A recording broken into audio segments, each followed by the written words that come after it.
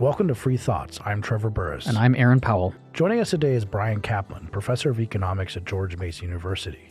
His latest book is The Case Against Education, Why the Education System is a Waste of Time and Money.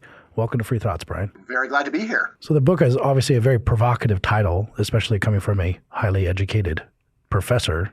So why are you against education? Well, I see myself as a whistleblower. I've been in school continuously for over 40 years. I've seen an enormous amount of waste of taxpayer money, and I think it's up to me at least to let taxpayers know that they're getting ripped off. That's one way of looking at it, but you're Pretty not straightforward. Just against, you're for education, but it's about the education system. So yes and no. So, of course, I do focus on education as it actually exists. I do also go after the idea that it's a great idea to try to enlighten everybody, even people who are totally apathetic and don't have any interest in the stuff. So I would say that, the idea that it's a good idea just to enrich everyone by having them learn stuff, whether they like it or not. So I'm against that too. So then can you, I guess, get at what exactly you mean by education in this case then? So it sounds like you're describing kind of the more classical, we're gonna read history and literature and learn physics and so on. Do you mean that, or you just mean any sort of skill or knowledge acquisition? So what I would say is I was deliberately vague about that because I don't like to have arguments about words. I just use words in the way that they're commonly used. So when I say education, most people primarily have in mind formal education, although there's also a penumbra of things that are kind of like that, and I criticize those too. But yeah, most of my focus is on the education system, formal education. Although even the idea of informal education is something that it's a good idea to ram down everybody's throats. You do take that on too. The education, though, is a public good, isn't it? That's the kind of thing where you have to actually go and look at the data to find out whether it's a public good or not. The main thing that I say is actually it's much more like a public bad, where individuals acting selfishly tend to get too much education rather than too little, which is the hallmark of a classic public good. And the reason that I say is that most of the payoff from education doesn't come from acquiring skills. It mostly comes from getting certified, from having an institution say this person is a grade A worker, let's put some stickers on his forehead. And then the key interesting thing about that is that if everyone has a bunch of stickers on their forehead, then to get a good job, you need to have even more stickers than other people, which leads to one of the primary features of the modern labor market, which is massive credential inflation. It's very hard to get a job, even as maybe a waiter, without a degree that would have made no sense to someone 70 years ago. So now it's very common for college graduates to be waiters or bartenders. 70 years ago, this wouldn't have been so. It's not like there's been an increase in the cognitive skill required to be a waiter. The real story is just that when a ton of people have degrees, then if you want to compete, you need to have a bunch of degrees too. So then, do your students not learn anything?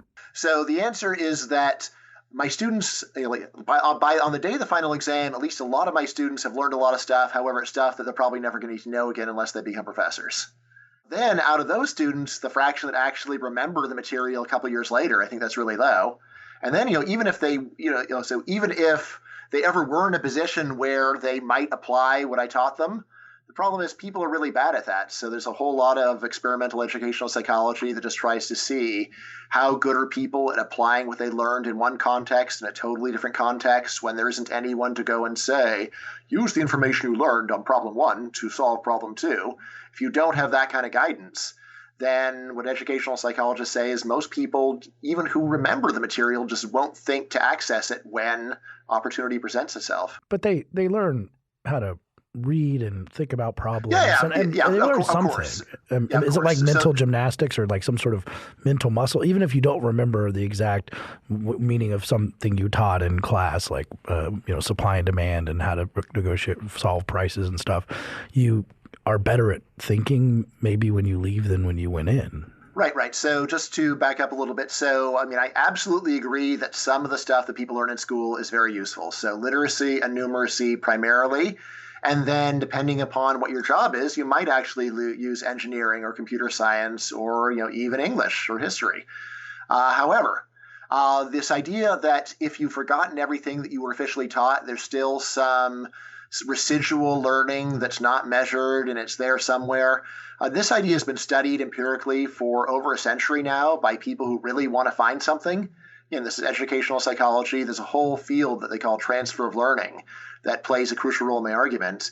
And the main thing they find is that they just can't find it. There's this very little sign that people actually learn general thinking skills, and especially that if you're trying to teach them one thing, that they pick up something else. The real story is more that people don't even really learn what you try to teach them. So if they don't even really learn much of what they're officially tested on, stuff that you're constantly trying to teach them, the amount that they learn of other things is just minuscule. Now, again, if you say, but some people do know how to think, how did that happen? Well, again, this is all based upon statistical analysis. So there could still be a very rare number of people who learn how to think, and they're just so uncommon that they don't show up in the data, which is, I think, a reasonable story. Is there value, though, in simply the exposure? So let's set aside like elementary school level. We're talking like high school and then on into college, that you having this stuff crammed down your throat, as you said, introduces people to new things, and so new ways of living or new career paths that they would not have necessarily been aware of. So I went to college thinking that I was interested in one thing, but the exposure to the ideas and the various topics that I had to take as core requirements and whatever else led me down a new path that I would not have ended up on otherwise. Yeah, I call this the tasting menu idea of school, and as an ideal, I think it's great. So if young kids could really be exposed to a wide variety of different plausible life paths, and then they could find out of each one through experience, and then get some ideas about what they might like to do with their lives, that'd be great. But if you look at actual education, it's very different from that. In K through 12, basically you're exposed to this ossified list of maybe 8 options, almost none of which are realistic. So, I could be a poet, I could be a novelist, I could be a professional athlete, an historian, right? And again, these are all fields that you expose people to, but once they're exposed, it's like, well, where do you go from there? There's almost no jobs in these areas other than to teach the very subject. Certainly, for music, acting, drama, all these areas are ones where you're giving people a sampling of something where it's just pie in the sky. The odds that anyone would actually ever do it is very slim. And then again, in college is the same way, where you study a bunch of subjects, most of which bear no relation to any plausible career path. What's very striking is, you take a look at something like the psychology major. Every year we graduate more psychology undergraduates than there are working psychologists in the country. So it's not the kind of thing, it's the kind of thing where you kind of give people this false idea that they might be able to do it when most of them never will. Now, I remember when I was an intern at Cato many years ago, Carl Hess Jr. came and talked about a educational experience he had that his dad, Carl Hess Sr., set up. And basically what his dad did is said, all right, so I want my son to learn about a bunch of different options. So his dad called up like 26 friends in 26 different industries and said, can my son come and work for you for 2 weeks? And filled up a whole year for his son to go and explore.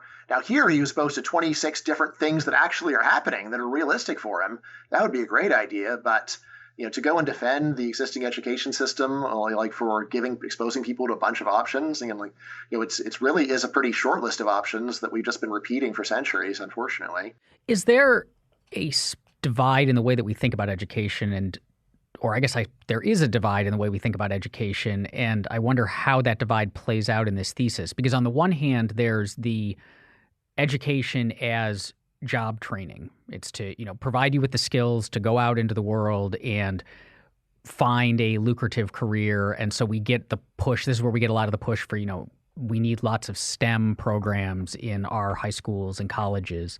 And then on the other side is the education as enrichment, as kind of building up a body of knowledge, or at least an exposure to a body of knowledge that forms kind of the basis of our shared humanity and our cultural history, which isn't necessarily about job training. And there, are, as you said, very few jobs in those kinds of fields.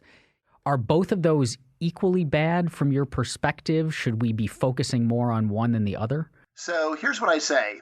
Education and job training, given how unhappy most people are in school, if you can say, yeah, well, you're unhappy, but you're going to get some useful training and just suffer through it, and then you'll have a better future, at least that argument's coherent.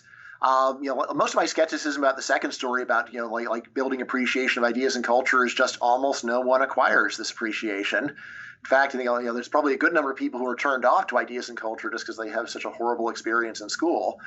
But in terms of, this conflict, I mean, it's very common for people to say, well, sure, you're an economist, and economists have this very narrow bean counting view, so they're focused on this job training view.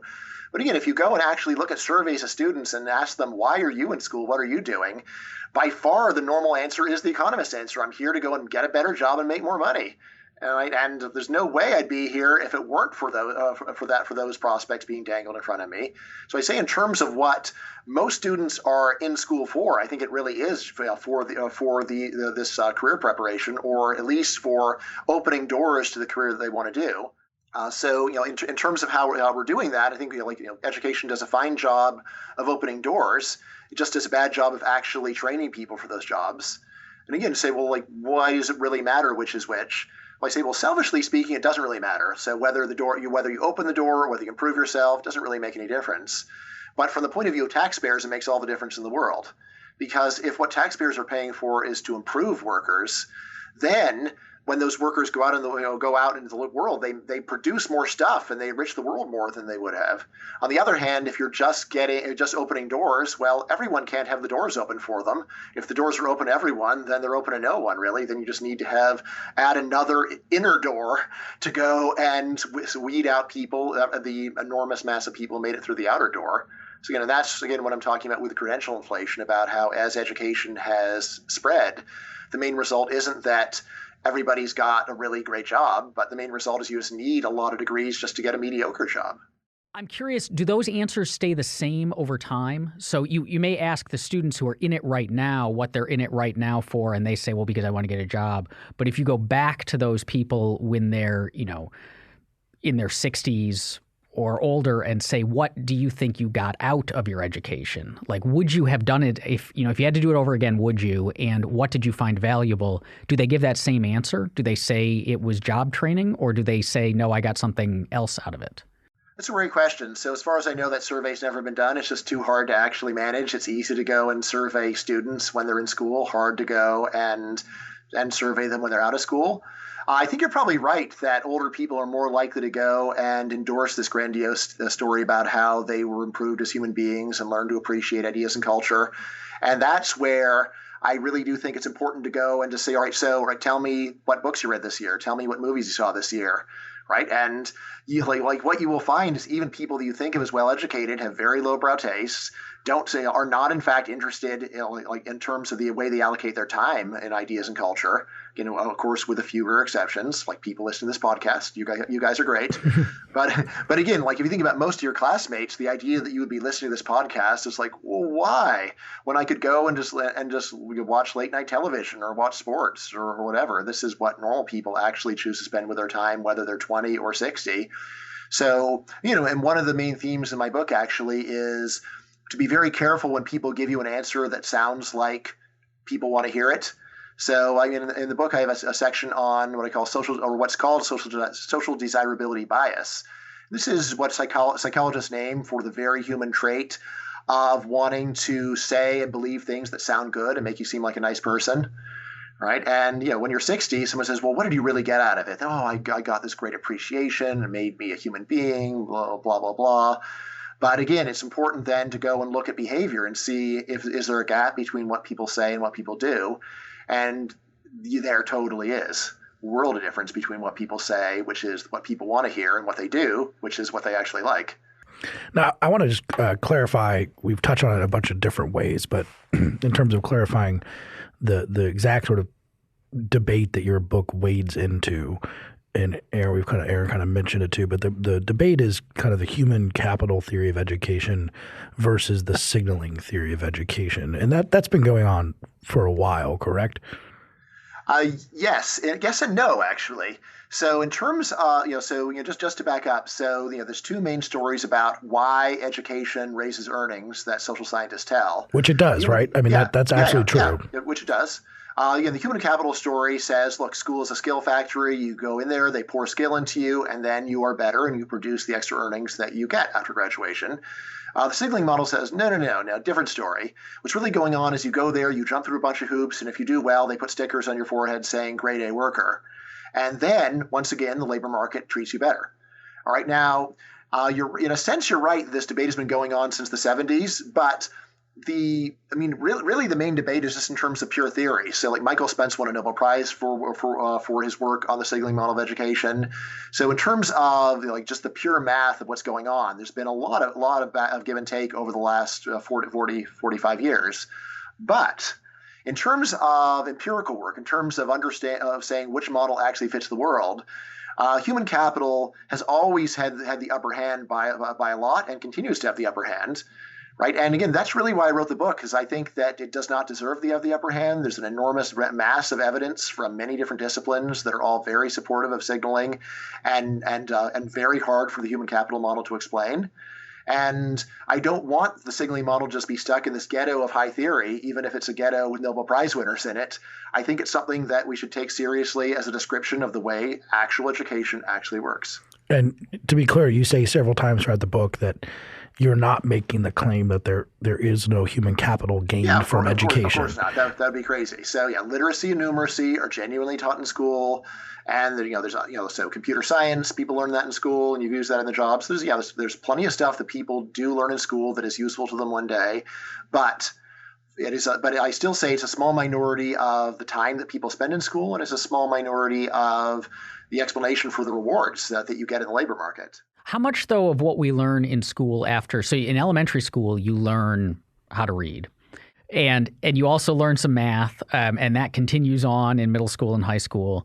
But how much, then, of the other stuff that we do, so the history and the social studies and all of the stuff you do as part of a general arts and sciences curriculum at the undergraduate level, is just reinforcing that literacy and numeracy? That, at some point, like, it's not enough to just know how to read words, but you have to be able to learn how to read complicated things and pull the ideas out of them. And the way you do that is by studying complex topics in written form, and similar with math. So that stuff, if we took those things away, we would lose a degree of the literacy and numeracy. Yeah. So in the book, I tried to ballpark how much of that stuff could really be going on. I guess the main big fact to know is that your description of what people are learning in, like in K through 12 is optimistic even for college graduates.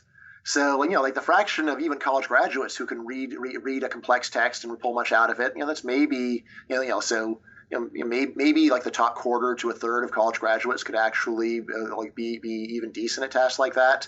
So, like for people who finish high school and then stop college, like hardly anyone actually ever gets to that level. But yeah, but like your more general point of just reinforcing, just to get basic literacy and numeracy, which so many American adults still don't have. Some of the best studies adults, maybe about a third of adult Americans are only semi-literate and numerate, can barely do things like consult a TV guide and figure out the time and things on, can barely fill out a registered mail form correctly, things like this. So so there is probably some marginal improvement there.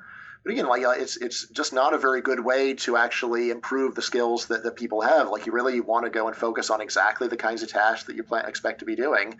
This is one of the big lessons of educational psychology, is that people need to practice the very thing they're going to do.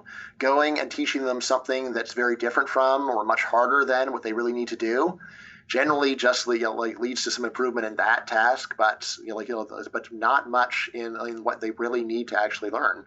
So yeah, so if you really want to get people reading better just give them basic texts and work your way up from there. Not give them something have them read Thoreau and try to analyze it, which most people will never do. So when you say most people will never do, there's an underlying sense this might be there's almost a determinism here. So I wanted to ask about that, because are you saying that when we say that, say, only a third of college graduates can read and comprehend complex tasks, is that because the tools, the way that we're going about educating students up through college to get them to read complex texts are not well thought out, not very powerful, could be better? Or are you saying that there's just the majority of people will never be capable of doing this? Like, no matter how good our training was, no matter how much time we put in, they're just never going to be at this level cognitively or whatever else? Yeah, so I'd say it's a mixture of the two. So, I remember when I was talking to psychologist Steve Ceci, and I was asking him, "Is there any known cognitive task where people can't be trained to do better, or where practice doesn't work?" And like he has an encyclopedic knowledge of the discipline. Thought about it for a couple of minutes. Said, "No, there's no known task where practice does not improve performance." So yeah, I mean, I'm very confident that you could improve people's performance in anything. At the same time, however, there are many people where the amount of practice they would need would be 10 or 20 years. So there is that it would just be highly impractical to actually do it. But again, it's not that it's totally impossible, that it's just that it's not realistic. But that seems like a lot of people would be quite offended by sort of saying we're going to give up on some of these people and just assume that they're not going to read or care about Shakespeare or understand certain things or think about bigger ideas late in their life. That seems kind of A, elitist, and B, just so inegalitarian that it would offend sensibilities of most Americans. Yeah, I mean, you're probably right on that. Of course, it may be that they'd be happy to do what I say if I just rebranded it. So, I mean, here's the way that I think about all of my work. My strength is getting to the bottom things and saying it very clearly. Other people may have the strength of marketing it in a way that it becomes palatable. I don't know. I mean, on the elitism point, I'd say, well, like, which is more elitist, to say that some people are never going to appreciate Shakespeare, or to say that everyone ought to appreciate Shakespeare? I mean, to me, like, both, there's an elitist ring to both of them. They're two incompatible views. So, I mean, I would be inclined just to say that people think that it's not worth living unless you've savored Shakespeare. I mean, I'd say, why not just call them the elitists and complain about that? But, the other thing is just that, this offense has a very high cost, because there are a lot of kids who just hate school. They find it super boring. And if we have a system where everyone gets prepared for college, even though it's totally unrealistic to think that they are going to succeed in college, then you wind up wasting an opportunity to teach them something else. And this is why I have a chapter in the book on vocational education and how great it is, especially for kids who just don't like school and people who'd rather go and learn how to do something practical. And again, from the point of view of society, saying wouldn't it be far better, even to train someone to be a good McDonald's worker than for them to end up in jail? Which again is where a lot of American kids who just don't like school end up, right? So they're pressured to go and study stuff that has no interest to them, and then they're told that they're not good at it, which they're not. And then finally they just drop out, and then very high rate of turning to crime. Wouldn't it be better if from a much earlier age, from when they were 13 or 14, just train them to do any job at all, so that they are part of the workforce and are independent, self-supporting adults? I understand. I think that there's a term for these sort of, I guess, this in the signaling model and other situations where you can have a destructive equilibrium. And like the classic case is standing up at the concert, where if people in the front row stand up, then everyone has to stand up and no one can see any better. And there's a first mover problem where no one can sit down and make everyone else sit down, a collective action issue. And of course that could go on for a while. You could have people then bring boxes to stand on, and everyone has to stand on boxes, and then you could eventually everyone could be standing on 100 boxes, and if you're the guy there saying, "Hey guys, we could just take away all of our boxes and not have to spend money on the boxes and still see in the same way," that would be generally a good thing. Now that makes sense in like that concert example, but it seems really hard to imagine how, if this is sort of what education is doing, is okay, we all got bachelor's degrees, so that's like a box we're standing on, and then we got to get master's degree even to be a waiter. It seems like it would not be as stable and persistent as it has been for so long, that no one could come along and say, "Hey guys, this is a little bit crazy," especially when there's profit in it. I mean, if you were here saying, "I've discovered that the steel industry wastes $100 billion a year," or something like that, or 800 or a trillion, however much the education system is wasting, most economists would say, you're probably wrong, because the steel industry would figure that out, and they have a lot of incentive to figure that out. And so why isn't that happening in education?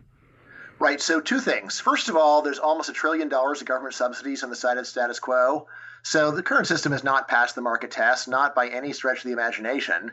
So all that you really need for my story to be right is that governments will go and throw bad money after good endlessly, decade after decade. My first book, The Myth of the Rational Voter, argues this is totally reasonable because like voting is not like being a shareholder in in the steel industry or being a manager in the steel industry. It's not like being a shopper. If there's a product that's junk, there's the toenail fungus cream that doesn't work. If you're an individual shopper, you just don't buy it, and even if everyone else insists that it works, you've saved your money.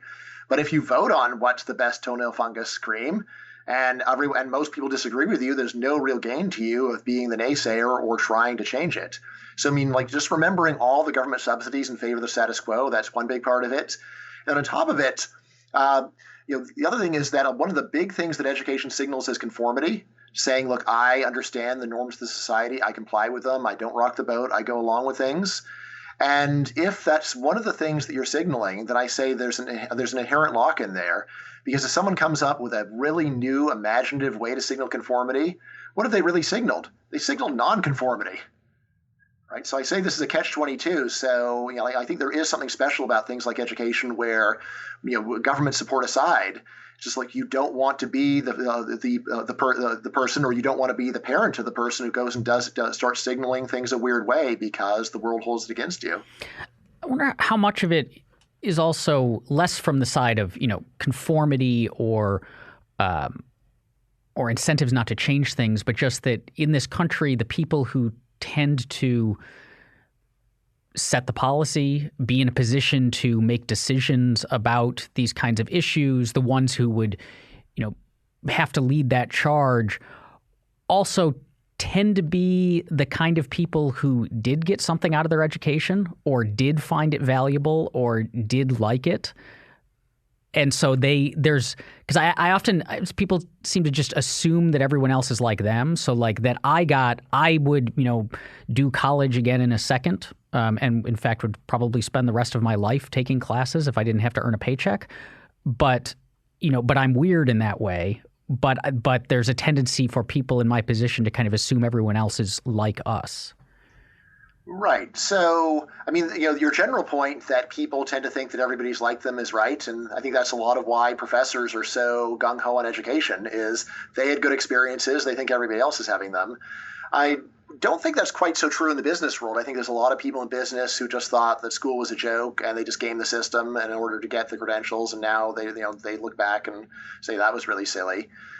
There's probably some tendency for people who were involved with hiring to have been relatively good students, and so they may have some halo effect for them. But again, I would say that this is a case where what Trevor was saying makes sense, where if it really were the case that there's a lot of qualified people that you could get for lower wages if you just go and hire people without credentials, if that really were a viable business strategy, I do think it would be happening right now. So in my mind, the main thing to explain is why it is that it's not profitable to go and be more open-minded. And what I say is that since one of the things education is signaling is conformity, you don't want to get these open-minded people who are talented but didn't go and do regular credentials. You're worried this person won't be a good worker. They're going to rock the boat. Does the signaling model, does it do enough to explain why, at least as I'm not an education policy analyst, but from the little I know about, say, the Western world, the OECD world, that the education system is generally the same, at least in the things that we're talking about. You take a bunch of useless classes from 5 years old and you continue to take useless classes and all this stuff.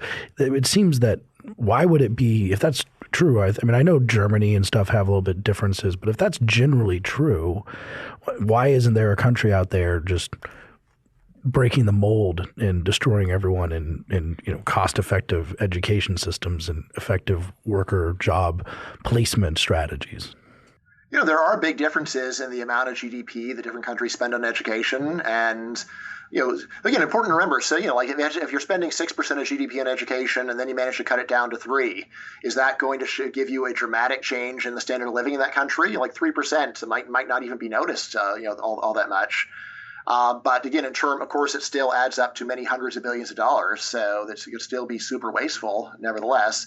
In terms of why we don't see that much variation, it's worth remembering. So they're all supported by their governments. Like every single country, there's heavy government support for education. So there's very little individual advantage in trying to do something else. Right? Why is it the taxpayers in at least one country don't say, hey, this is our money, don't waste our money? I'd say, like that, if that question is on your mind, I would say it should actually be very general. So if you think there's so again, if you think that there's a lot of government waste everywhere, then you might wonder, like, why don't taxpayers open up to it or notice it? And again, I say, my book, The Myth of the Rational Voter, my first one, I say, look, like voters, there's very little, in fact, basically zero individual incentive for a voter to look at the world calmly and realistically. Instead, people vote based on wishful thinking, right? And education will transform our society, and it's great in every way. That's the kind of wishful thinking that resonates with human nature all over the world. As for why that is, there's human universals. There's like saying, think of the children. Makes a lot of evolutionary sense that kind of rhetoric would touch human hearts all over the planet. So I think that's it makes a lot of sense. And same thing, like with love of country, and we have to stand up to our enemies, and like all of these political slogans that are often false, but nevertheless are endlessly appealing and are a great way for a politician to get power. All this stuff is out there. How much from an employer's perspective does education, especially credentialed education, function almost like a minor league in sports? That, I don't have, if I have a job opening, and I've hired a fair number of people in my time at Cato, you get hundreds of resumes, sometimes even more, and you've got to go through them. And so the things that you look for, aside from just basic ability to write a grammatical cover letter and so on, is experience. But for people who don't have work experience, they can't have work experience to draw on. So you can't use that to see, what are they capable of? How long have they been employed in different places? Were they, a good employee, so they lasted a while or not? So college just serves as another way to get there. That, college may not have taught them anything, but I know that if they made it through, they possess a basic ability to do work, to stick with things, to show up on time, to complete projects. And so even if even if they're not necessarily getting anything out of it, I don't want, switching to a system where it's just, as you said, the kind of bright, unschooled person. There may be those out there, but they're awfully hard to find, and it's a higher risk because I don't have that kind of baseline metric I can use to judge just the fundamental competence. Right. I mean, that all makes perfect sense. In fact, that's pretty much my argument. But what I'd say is if we went back to 1945, when only the 25% of students had finished high school, back then you could use the high school degree to do the same thing that you now use the college degree to do. So that's where Trevor's analogy of standing up at a concert and getting more and more boxes is exactly on point. That, of course, when everybody else has degrees, then you're going to get passed over. You don't have one. But does it make sense for government to pour money onto the system to improve access if the main effect is just that you need more degrees than ever in order to even get someone to take a good look at you? So then again, remember, all these government subsidies are there. It does make life easier for employers in a way, but always important to ask the Bastiat question, which is, well, what would we have instead? Right. So, and what I say is, if we didn't have the system, what we'd have instead would be a lot more apprenticeships, a lot more on the job learning. There's so many other possible ways that we might be certifying worker quality. Right. But your mechanism is exactly right, especially, to get your foot in the door. So, I mean, one common objection to the signaling story is just that employers will, once you're hired, employers will find out whether you're worthwhile, and they'll flush you. They'll fire you in a few months if you're not any good. I say, even if that's true, you're not going to be observed for 3 months until you get hired in the first place. And if people throw away the applications for anyone who doesn't have a college degree, then of course you're going to get one. It's super valuable to get your foot in the door if that's the only way you can ever even get considered based upon your merits.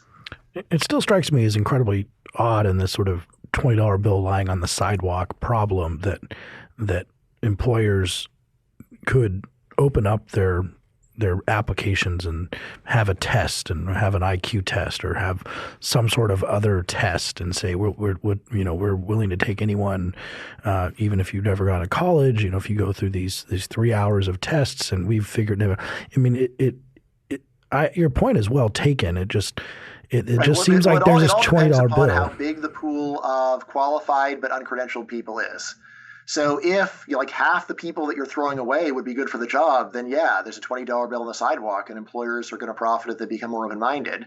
But if you're down to a world where only 5 or 10% of the people you're throwing away would have been worthwhile, in that case, it makes a lot of sense to say, well, to be like to judge people more fairly or more individually, we'd have to spend 5 times as much time in hiring, and that's really expensive and distracting to people who create a lot.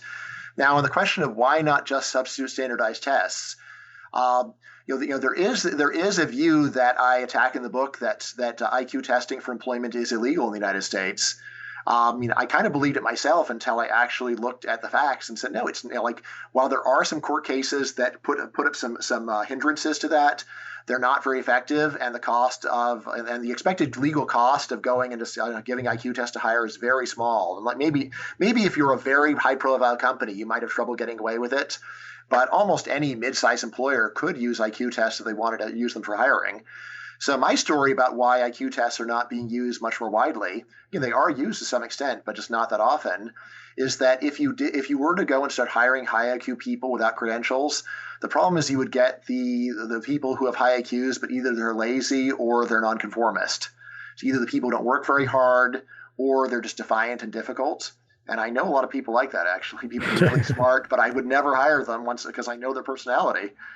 And generally, they are the my less credentialed friends. But I love them, but I don't want to hire them. Are there industries that are moving in this direction or better at it? Like I'm thinking specifically of the technology and startup scene, which seems to place less emphasis on having that Stanford computer science degree and more on just being a really good coder. So there's a lot of rhetoric to this effect, although my view is that when you actually go and try to get beyond anecdotes, the statistics, the system, if anything, the IT is more credentialist than it was 30 years ago. So again, the story that I've heard from insiders is like this. Back in the 70s and 80s, if you could program, no one cared whether you had dropped out of high school. And there was a big enough pool of good programmers who had dropped out of high school or at least hadn't gone to college that it was foolish in those days to be so snobby and say, we're not going to consider you. But now the fraction of good coders who didn't go to college is actually quite low. So it's once again, it actually makes more sense now to be finicky and snobby and to say, we're not going to really worry about those people. Now, I have asked about, I've had some friends at Google, and I said, well, I've heard that sometimes you hire someone who just wins a coding contest, even regardless of their credentials. And yeah, that's true. I said, so how good do you have to be to get into hired by Google without an actual degree, just by winning a contest? And this is all just off the record. This is not closely verified. But the story that I've heard from insiders is, maybe we hire 5 people a year who don't have formal credentials but won contests. And then how many people do you hire a year who didn't win contests but have awesome credentials? And thousands. So you have to be way better to get in through these back doors, although it does happen. I think I want to ask you a question about a quote, just one line you had in the book. 50 years ago, college was a full-time job. You said that it was very, very different in terms of how much effort and things it required. Why would that have changed in that way, do you think? Yeah, that's a great question. So I think a big part of it is just that as the number of kids that are going to college has increased, the actual academic interest and preparation of these kids is so low that you have to sort of make it easier in order to give them any hope. So there's that. If you're a professor, you don't want to fail half your class. So if you start lowering standards a lot, then it's very automatic that you just start making it easier so that people can hack it. So I think that's a big part of it. Something else is just to look at it from the professor's point of view.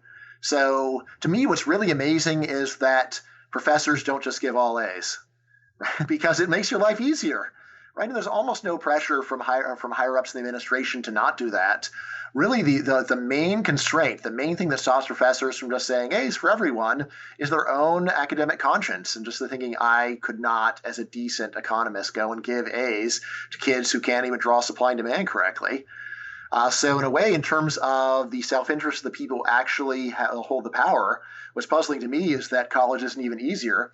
So again, like back in the old days when the students were just better students and more motivated, then when you're making this trade-off between, well, what does my conscience allow and what makes my life easier, those days you actually assigned a lot of work.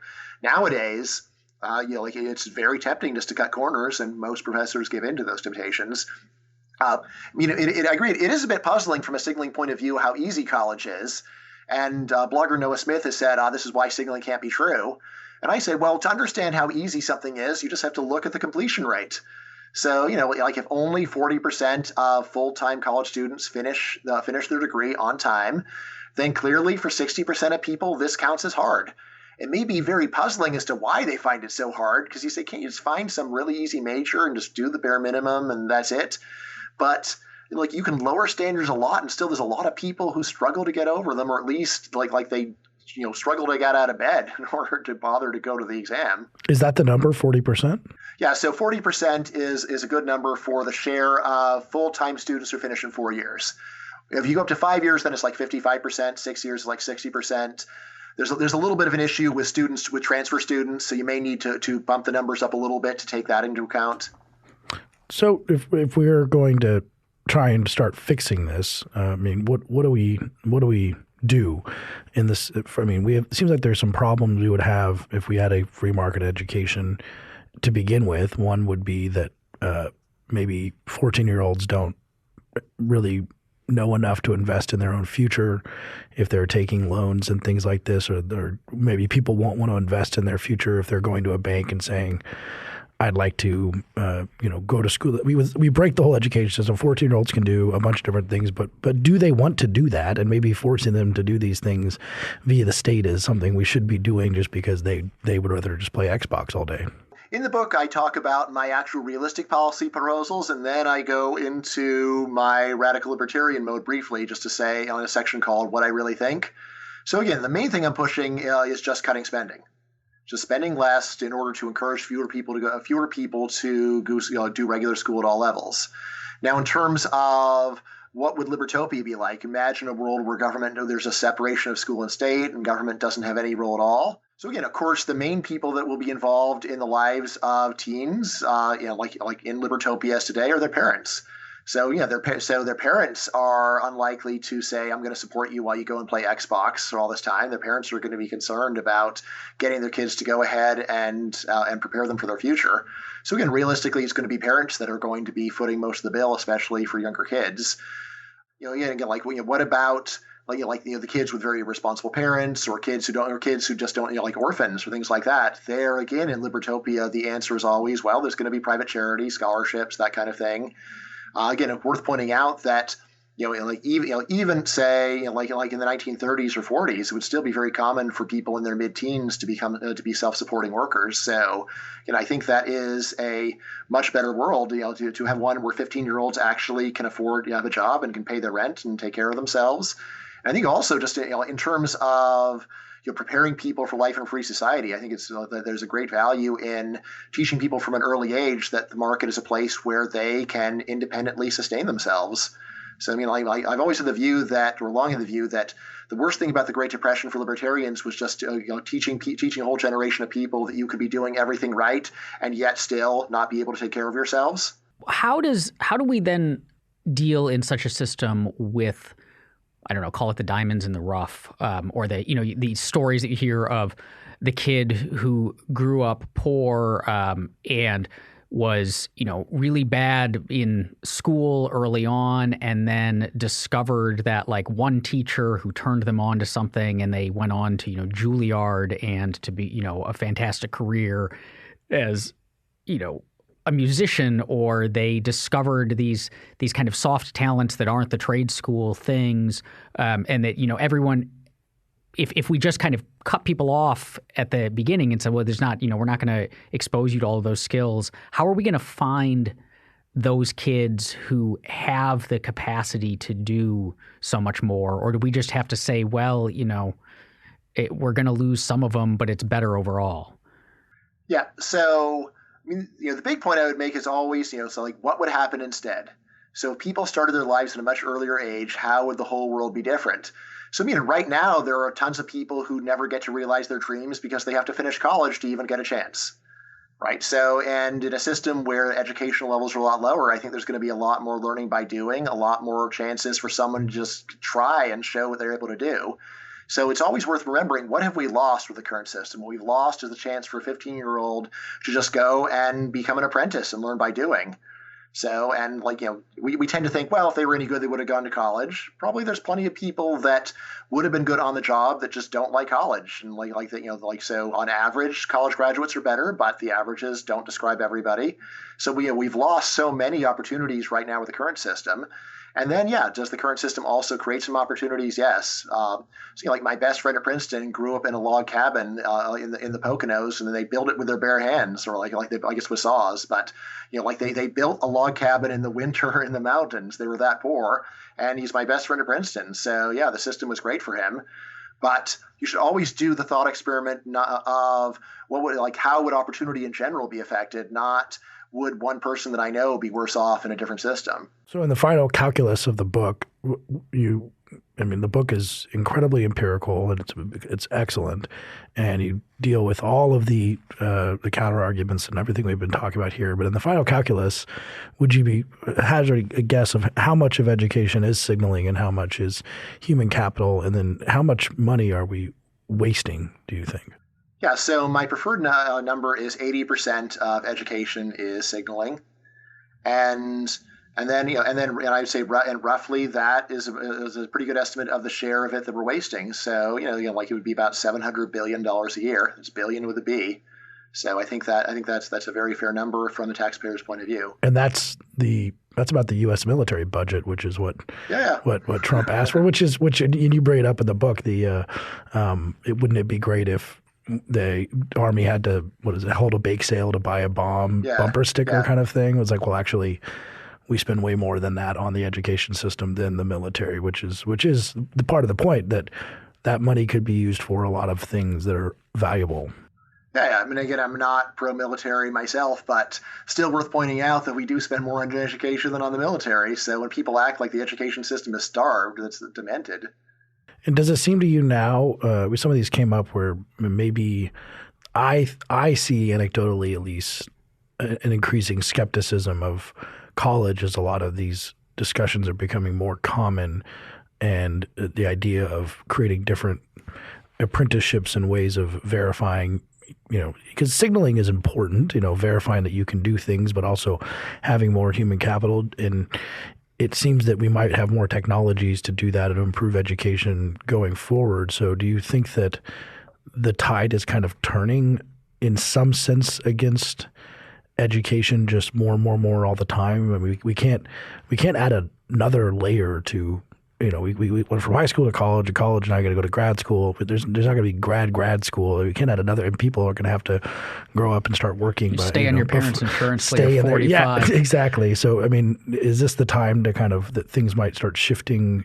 Not all of it, because as you said, it's so popular, just spending money on kids, but start shifting in a positive direction. Very marginally, maybe. I don't expect any big change. So again, of course, I would love it if my book became a huge bestseller and changed the way that everyone on earth thinks about education. But realistically, that's not going to happen. So again, there's a lot of resentment against education, but not the kind of resentment that's going to lead people to vote for a guy who says, I'm going to cut the education budget by 10%. So that still seems really weird. And again, to a lot of people, it just seems like surrender. No, don't cut spending, improve it. Even though, of course, people have been trying to improve the spending and improve education for since the beginning of the system. It's just that, again, the idea that the real problem is not so much the kind of education that we're giving, but just the total level is way too high. That's a very hard idea for people to accept. So I don't think that there's going to be any big change. I actually have a bet saying that the fraction of recent high school graduates that will be in college is not going to go down by more than a marginal amount. In the book, I talk quite a bit about online education and whether that's going to change the system. I don't think so.